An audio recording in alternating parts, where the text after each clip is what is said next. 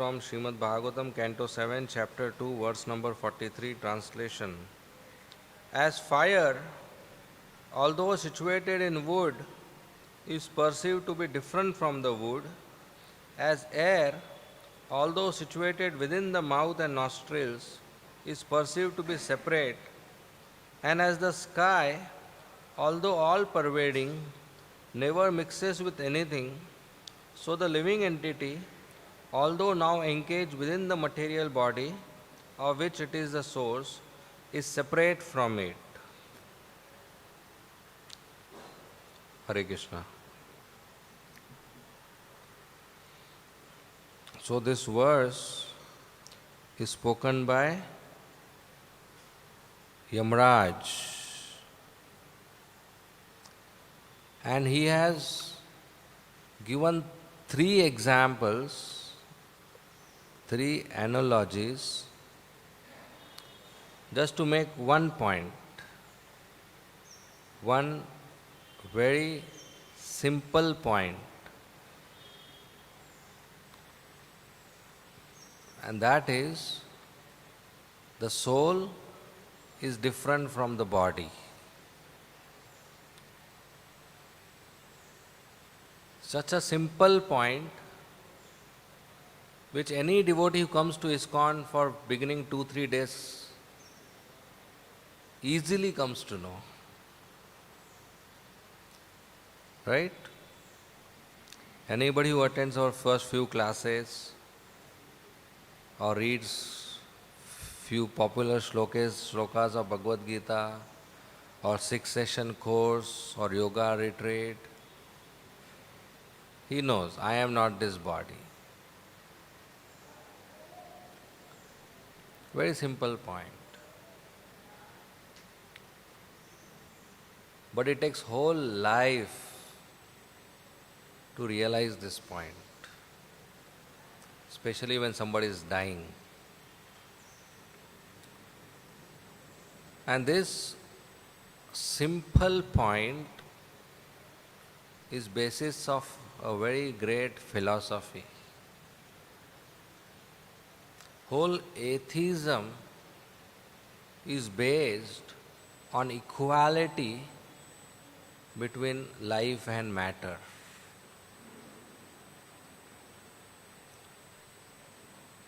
Whole atheism, modern science, Darwin's theory, chemical evolution, modern technology,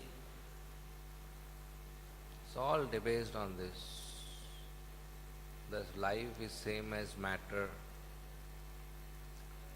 So this is very essential. Krishna, he has multiple energies. In science, those who are students of science, physics, they are taught matter and energy, right? These two are different subject matters or same?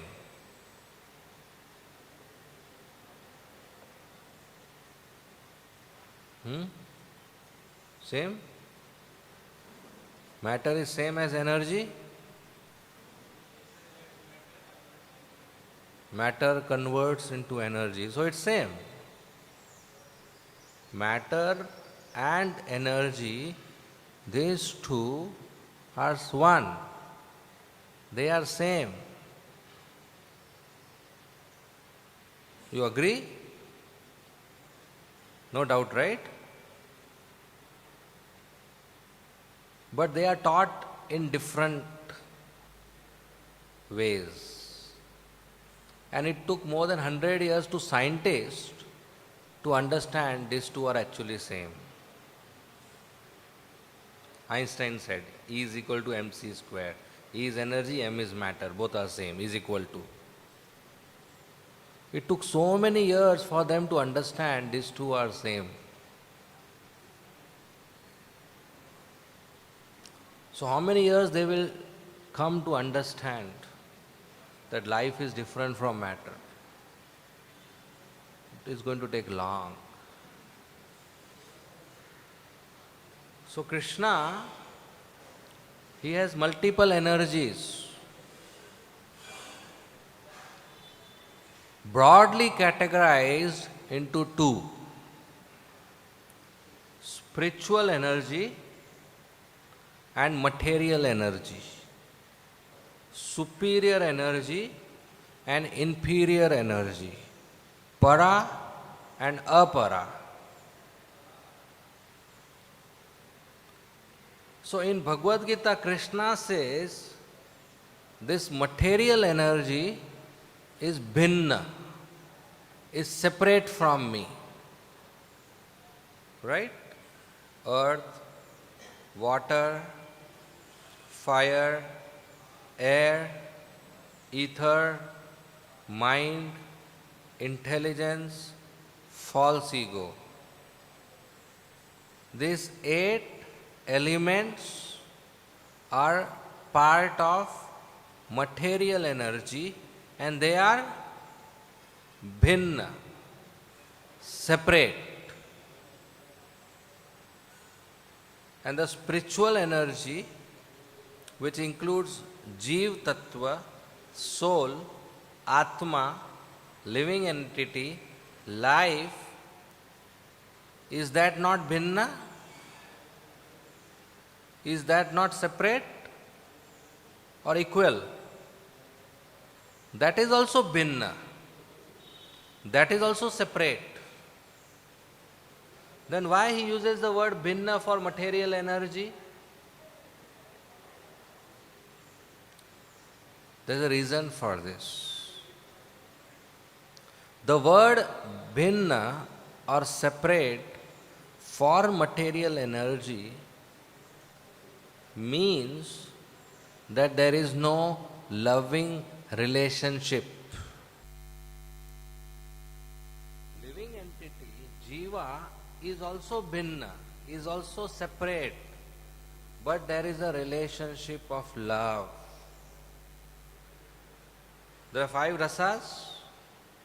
A living entity can possibly have a primary relationship, sambandha, with Krishna in one of the 5 ways: Shantaras, Dasyaras, Sakhyaras, Vatsalyaras, Madhuryaras. Shantaras is a relationship of love where there is no activity, passive, neutral, just loves Krishna from distance. That's Shantaras. The deers of Vrindavan, the cows of Vrindavan, the trees of Vrindavan, they all love Krishna. So much so that when Krishna is in the forest of Vrindavan playing his flute, then the cows and the calves, they stop eating and drinking. The grass is in the mouth of the cow, but the cow neither swallows, nor chews, nor spits. The mother's nipple is in the mouth of the calf, but the calf is not sucking milk. They are so absorbed in love, hearing the melodious flute vibration of Krishna. The deers who frolic and play and jump, when they see Krishna playing the flute, they become statues and they stand still, hearing the Lord's flute and seeing his beautiful form. So that's love. Shantara. Passive. So in this if you add activity, Shant plus activity becomes dasyaras, active servant, wherein the devotee obeys Krishna, takes the orders of Krishna and serves Krishna with great respect, with awe, reverence, fear, with folded hands, from a little distance, accepting Krishna as his loving master and himself as Krishna's das, menial servant. So that's dasyaras. When you add equality to dasyaras, it becomes sakhyaras, friends.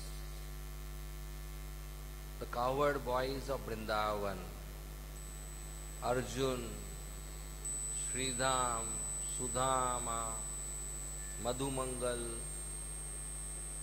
they all, Subal, they all accept Krishna as friend.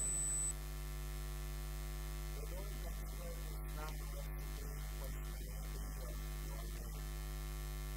Bhagwan. But they play with him, they eat with him, they wrestle with him, they have fun with him, sleep with him, dine with him. Climb on his shoulders. That's equality. That's not ordinary. A devotee in dasyaras cannot think of doing all this. A devotee in dasyaras cannot share his dabba with Krishna, or cannot give his jutha to Krishna. But his friends, they do that.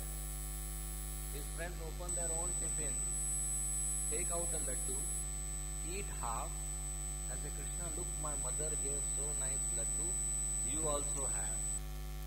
And the other half, they put in Krishna's mouth.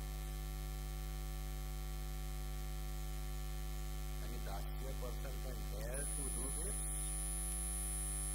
Any of our pujari can do this to Radha? Out of pujari department. Not allowed. The car is not allowed to enter the altar. They will disturb the department system.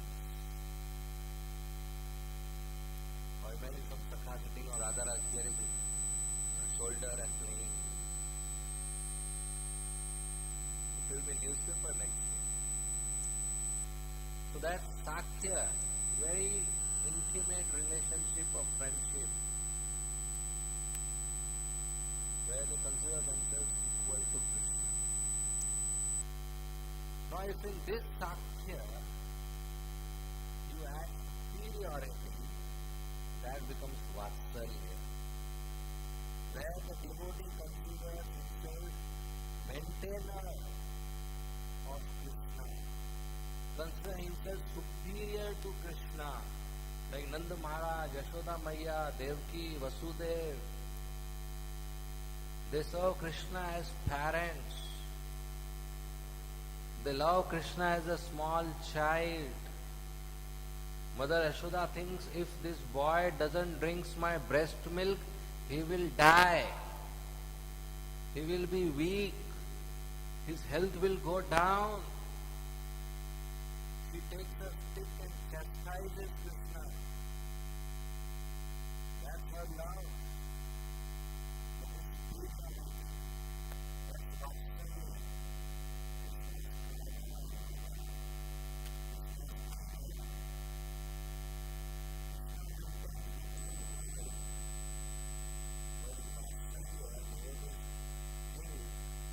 That they are maintaining Krishna.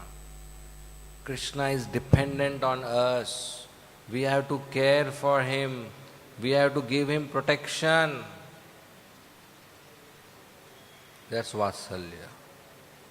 Now in this Vatsalya, if you add ownership, that's Madhurya. Like gopis, headed by Srimati Radharani, or the queens, headed by Rukmini Devi and Satyabhama. They think Krishna belongs to me. He is mine. That's ownership. Where not only they are equal to Krishna, sometimes they are chastising Krishna, sometimes they get angry on Krishna. Kyun late aaya? Sometimes they are caring for Krishna, sometimes they are feeding him, sometimes they are dependent on him, sometimes Krishna is dependent on them.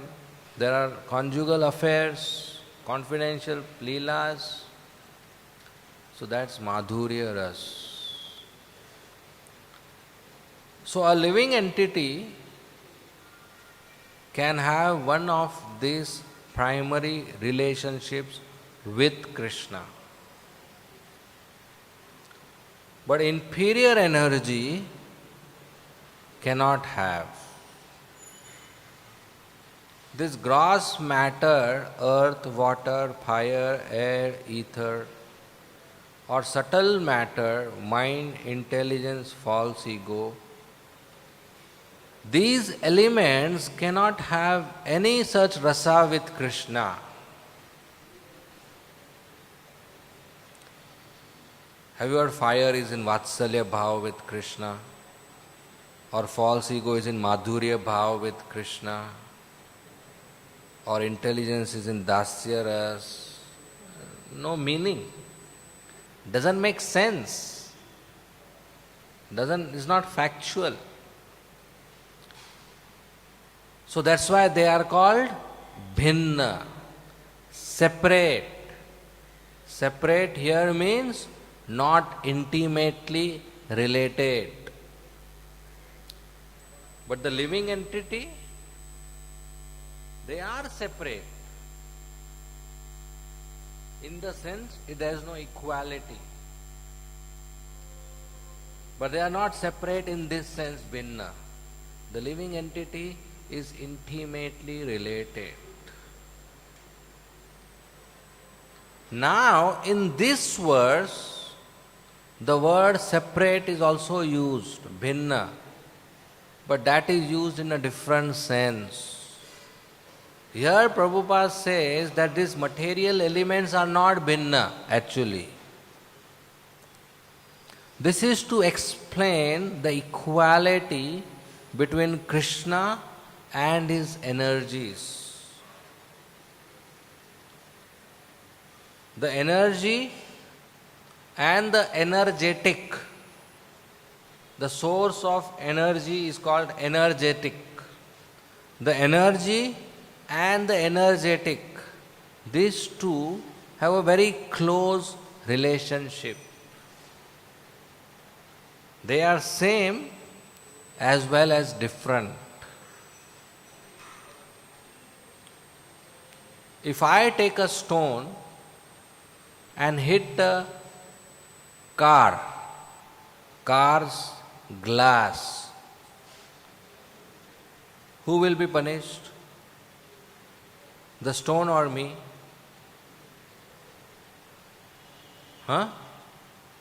Me. Why? I didn't break.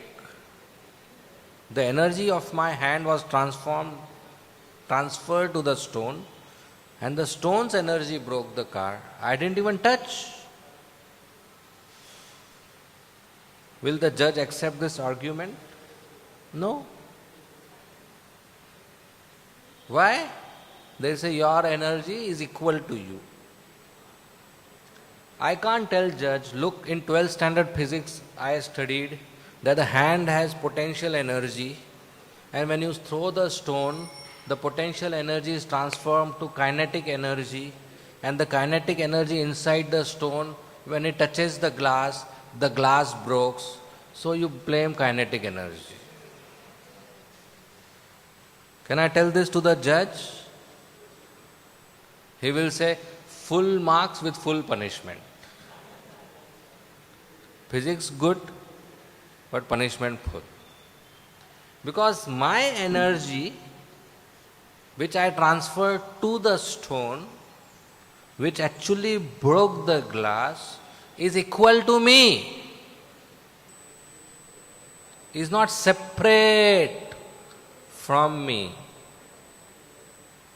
So I am to be punished.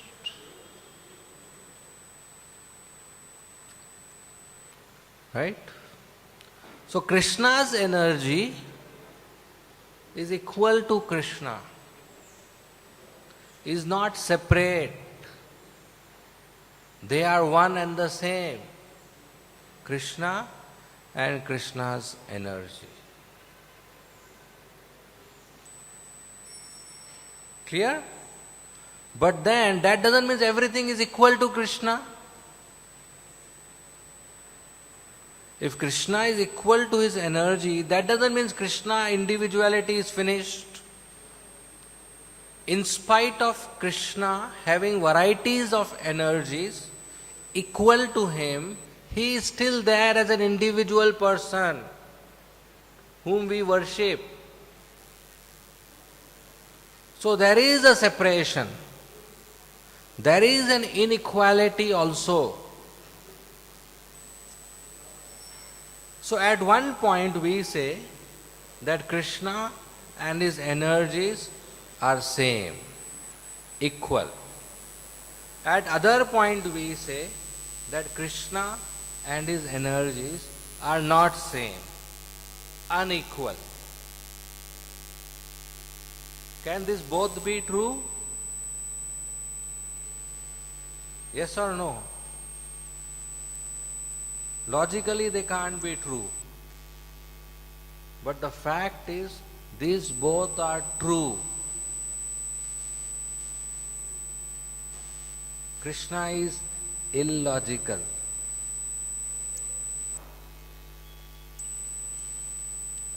That doesn't mean there is something wrong in him. That means our logic is not correct. The logic we use to understand this world is inadequate to understand Krishna. So he is beyond the boundaries of our logic. In that sense, he is illogical. Our logic is not sufficient to understand Krishna.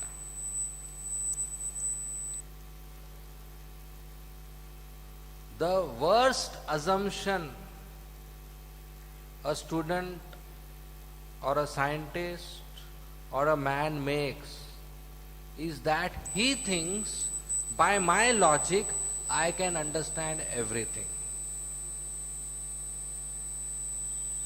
It is same as a small boy in a school having a compass box and having a small scale inside thinks that with this scale I can measure any distance. You know that scale called full patti? 6 inch, which the boy used to measure the chair, the width of the table, the board in the school. So he thinks, I have got an instrument by I can measure any distance. Is that true?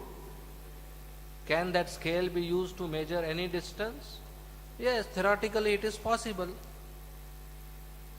But is it adequate to measure the distance between earth and moon? Theoretically it should be possible, but is not feasible. So our logic theoretically seems to be fine to understand this world, but actually it's so low, like a small scale, that it can't measure such a vast distance. It can't understand Krishna. So these two apparent illogical things are both true. Does it happen like that in this world? Two illogical things come together and both are true?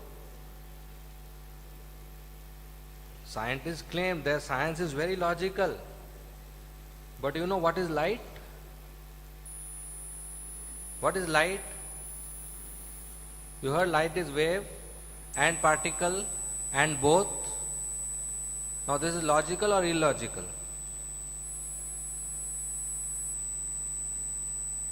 This is illogical as far as science is concerned. Light cannot be both. Something can be wave and particle both is not possible.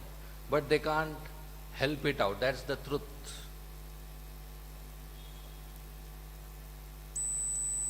Like this, there are so many things which are not in the purview of science logic. They can't even understand light. How will they understand Krishna, who is the source of all this light, who has so many more qualities? So, there is equality between Krishna and his energies. And there is inequality between Krishna and his energies. These both together are true, but they can't be understood by us. That's why Sri Chaitanya Mahaprabhu says they are achintya, inconceivable. If you can't understand this, then you are on a right path. Then you are on a right path. Because it's achintya, inconceivable. But if somebody thinks, I understood this, I am clear about this, I am pakka in this, then he already deviated on the path of foolishness. Already gone. Even Lord Brahma, when he offered his prayers to Krishna, after being proven to be bewildered, he says, my dear Lord, one day, some group of scientists may be possibly count all the grains of sand in the universe, count all the atoms of the universe. This is possible. But they can't count your qualities. They can't count your glories. They can't count your names. If someone claims in this world that he understands Krishna, then he has not even started it. The more we try to understand him, the more we will conclude that we can't understand him. He is so great. He is supreme. He is infinite. Even the great demigods like Brahma, Shiva, what to speak about others, they fail to know Krishna properly. That's Krishna, the Supreme Personality of Godhead. He is not an ordinary person. He is not an extraordinary person. He is unique, supreme person who has multiple energies. So this equality and similarity of Krishna with his energies is a point of contention since many, many long ages among many philosophers. The followers of Shankaracharya, they say both are same. Then Vaishnava Sampradaya, the four Vaishnava Acharyas, they wrote commentaries saying they are different. And Sri Chaitanya Mahaprabhu, who appeared recently, Lord Krishna himself, he gave the final conclusion which is called Achintya Bhed abhed tattva. Bhed means different, abhed means same, and achintya means don't worry about it, you can't understand. It's simultaneous, simultaneously same and different. Krishna and his energies. So this bhed, there is a difference between Krishna and Jiva. First bhed. Second bhed, there is difference between Krishna and Prakriti, this matter. Third bhed, there is difference between Jiva and matter. Fourth bhed is there is difference between one Jiva and another Jiva. And fifth bhed is the difference between two objects in the same Prakriti. So this Jiva and Prakriti, this bhed is what Yamaraj is talking about here. The soul and the body. For many observations and experiences, to some ignorant people, they appear to be same. Soul is same as body. Or there is only body, soul doesn't exist. But that's not true. Soul is different from the body. Soul does exist. You know, in mathematics, they teach that if A is equal to B, then what can you say about A minus B? 0. Simple mathematics, right? And the converse is also true. If A minus B is equal to 0, then A should be equal to B. Right? Simple. Now suppose there is a person, living person, and there is a dead body. Are they equal or same? Everybody knows they are different. A living person, if you burn, you will be arrested. A dead person, if you burn, you will get punya karma. That means they are different.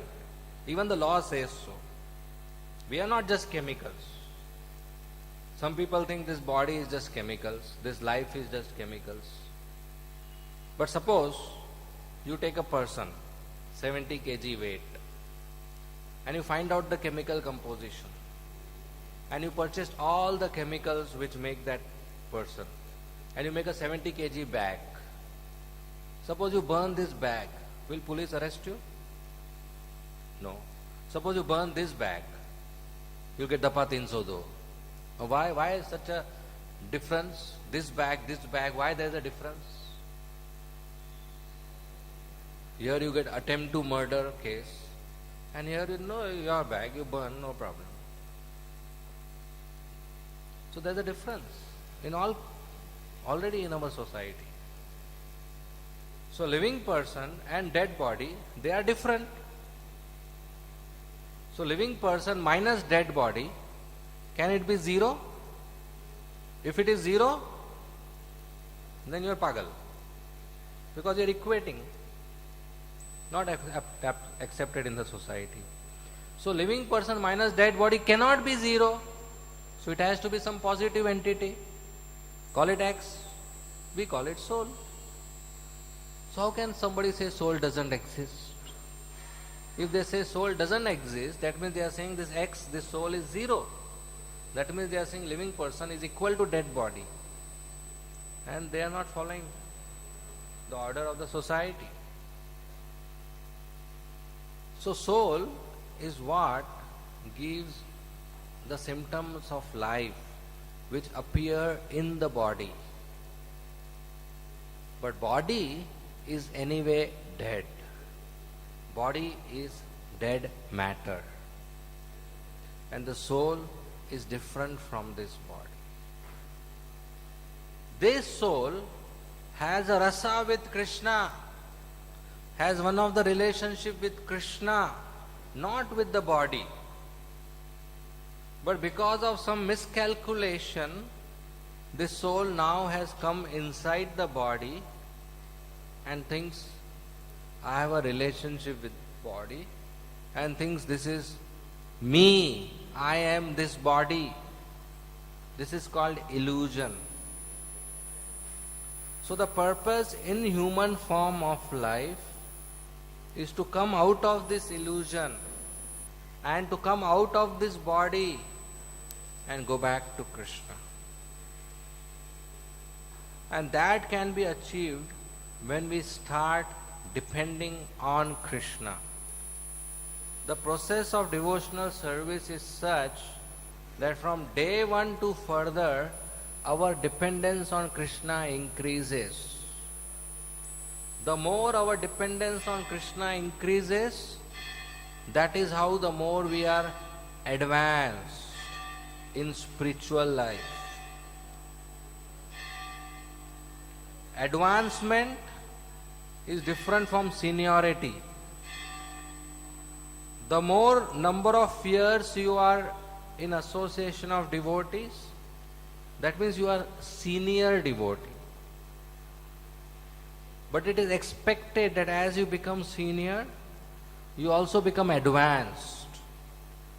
And advancement doesn't mean number of years or doesn't mean the length of the shikha of that devotee. Advancement means dependence on Krishna. Day by day, as I grow in age, my dependence on Krishna should also grow. So that dependence is what will give us closeness, intimate closeness with Krishna. Our relationship, our sambandha with Krishna has to be revived, which we have forgotten. Krishna has not forgotten our relationship. Krishna remembers our relationship. That's why when we come to this material world, Krishna comes with us as Paramatma in our heart, 24/7. Paramatma is there, Upadrishta, Anumanta. He is overseeing our activities.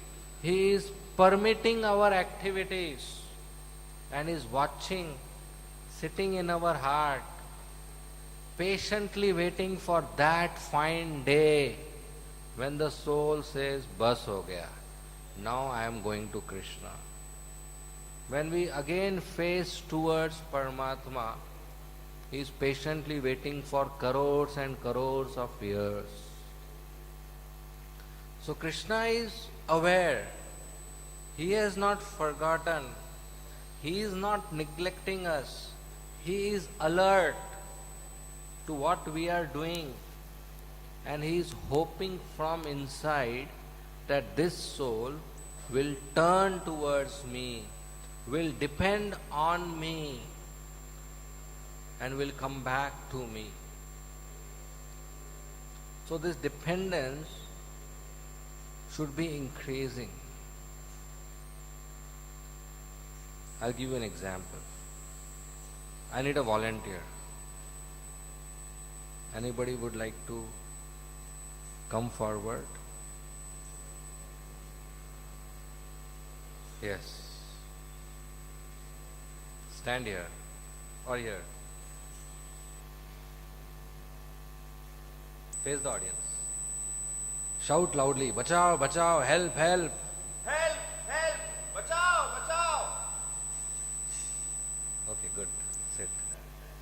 Now, did you feel there was anything to do? Anybody got up and did anything?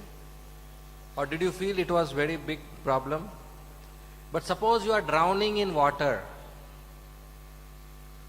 and you say help. The word is same. The content is same, but the feeling will be different. Right? So sometimes when we hear that even once the holy name is chanted, all the sinful reactions are gone, the heart becomes purified, and devotee gets love of Krishna, and he dances in ecstasy, and tears come out, and hair stand, and body becomes stunned, and voice becomes choked, and okay, fine. So why there is a difference? The holy name is same, but the difference is in the feeling of dependence. When we are existing now in this body, we have several dependencies. Somebody's bank balance, somebody's house, somebody's clothes, somebody's cupboard, somebody's this, somebody's parents. There are several dependencies. But when we cut out these dependencies and depend only on Krishna, then that chanting with a feeling of dependence would be different than the chanting, than the holy name coming out of our tongue when there is a less dependence. The word is same, the name is same, the content is same, but the feeling of dependence adds to it in such a way that the response we get is of very high purification. So that feeling of dependence has to be cultivated, which can be cultivated by continuously hearing about Krishna, by chanting His holy name, by following all the rules and regulations. We continuously depend on Krishna, knowing well that He is the supreme controller, He is the supreme proprietor, He is the supreme enjoyer, He is my supreme master, and I have to serve Him. I am servant of Krishna. That is self-realization, that a soul inside the body understands that I am not this body. I am different from this body. I am part and parcel servant of Krishna, and I have to serve Krishna. So as much as the servant is dependent on the master, that much master is reciprocating, and that much master takes care. So we have to increase our dependence. We see several examples in the Bhagavatam where devotees, they exhibited so high dependence on Krishna, and Krishna reciprocated accordingly. Prahlad Maharaj, he was attacked, and several attempts were made to kill him by Hiranyakashipu. But his response on every attempt was same. His response was, Mare Krishna, Rakhe Krishna, Mare ke. Hiranyakashipu can write a whole book on how to kill Prahlad, 108 ways. Because he did that, experienced man. Prahlad Maharaj cannot write a book. He can write only one page. How to protect oneself. That's Hare Krishna, Krishna Krishna, Hare Hare, Hare Ram, Ram Ram, Hare Hare. His response was same every time. He would just practice his smaran. He would just practice his Krishna consciousness, that if Krishna wants to kill me, then why I have to protect? I will be failure. And if Krishna wants to protect me, then he will be failure. Why I have to do anything? That is very high class dependence, where he was not worried about his life. Like a small child in the lap of the mother, completely dependent on the mother. Helpless, but dependent. But there is difference. The dependence of the child on the mother is out of ignorance. And the dependence of Prahlad Maharaj on Krishna is out of knowledge. So we cultivate this knowledge to understand our sambandha, our relationship with Krishna, to develop our dependence on Krishna, then we grow in spiritual life. Depending on Krishna in day-to-day affairs of life means every time we have to take a decision, that decision should be based on the instructions of Krishna and the spiritual master. When the decisions are taken not based on my mental opinions, but based on instructions of higher authorities, that means I am depending on them. So whatever is favorable should be accepted. However different in thoughts than we have, and whatever is unfavorable should be rejected, however convenient and comfortable option it may be to us. We should not take decision based on comfort, convenience, easy, desire, mood, or public opinion, or image protection, or majority wins. We should take decision based on scriptures. We should follow the principles of scriptures.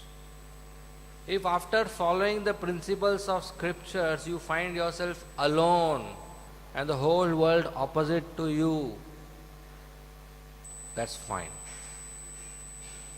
because you are still dependent on Krishna. Nowadays truth is more ascertained by majority or by higher volume speech. But truth is not dependent on this. So we should take decisions based on sadhu, guru, shastra. That is dependence on Krishna. And the results will be marvelous.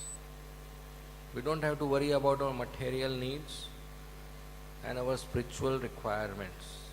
Krishna provides that. Kardama Muni, he was somewhere in the Himalayas meditating on Vishnu with a desire to have a wife.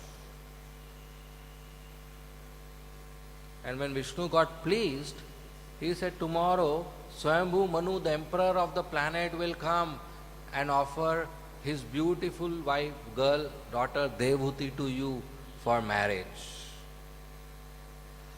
Devhuti is so beautiful that once she was playing on the terrace of her house with a ball.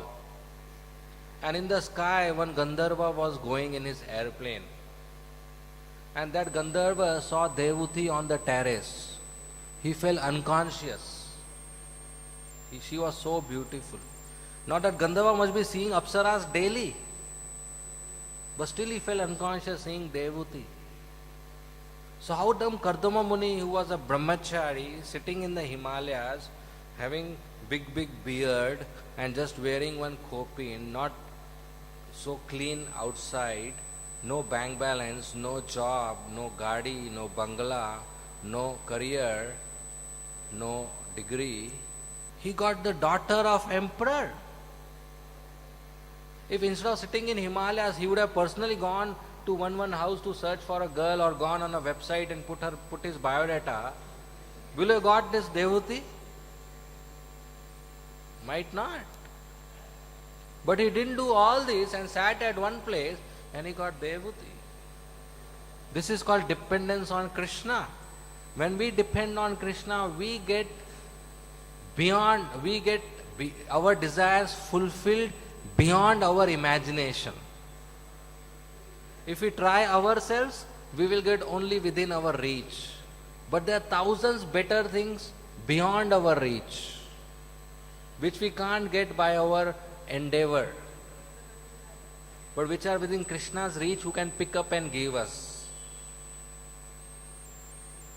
So we should depend on Krishna. Devotees have done that in the past, and their names are in the history in Srimad Bhagavatam. They are dependent on Krishna and they have received much more better results. So we should try it out. Okay? We'll end here. Thank you very much. Srimad Bhagavatam ki, Srila Prabhupada ki, Hare Krishna. If there are any questions, we will take.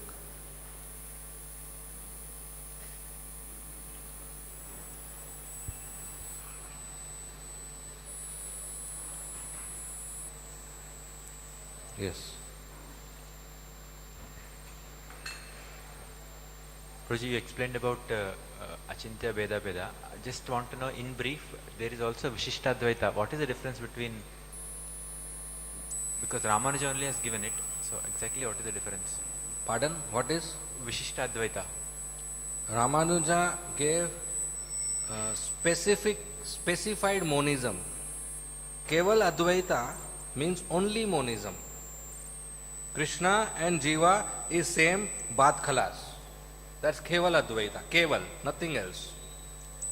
Ramanuja said, look, they are same, but there is variety which makes some difference. It is not pure equality. It is specific equality. Like if there are two coins, we'll say both are same. Both are same in value, but there is a variety. They are two. You getting me? So Shankaracharya says both kinds are same. No further talk. It's Keval. Keval Advait. Ramanuja says they are same, I agree, but they are still two. There is a variety in them. That's specified monism, Vishisht. There is some specific thing in which they are same, but otherwise there is a difference. So this was a step further. Right? Then Madhvacharya gave pure dualism. He said, दोनों अलग है बात खलास, आगे मत बात करो. Pure dualism. This is completely opposite to Shankaracharya. He says pure Keval Advait, दोनों same, stop here, and he says दोनों अलग,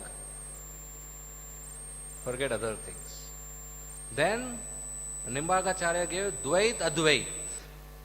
They are same and they are different also. That's further. Then Chaitanya Mahaprabhu gave final. They are same, they are different, and you can't understand this. Achintya, inconceivable. Why? Because they are simultaneous at the same time.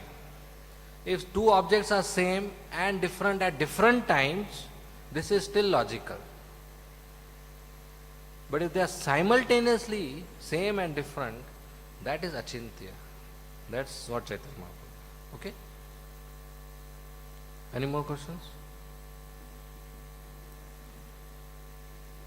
Yeah, you need a mic.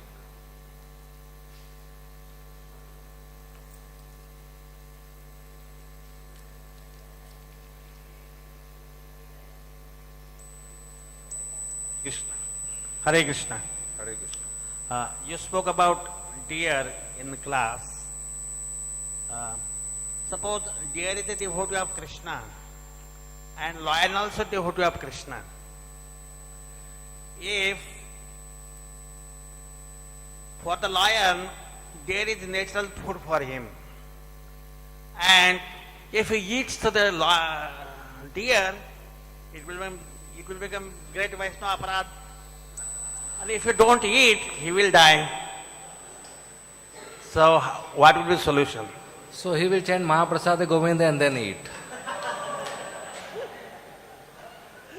Okay? There is no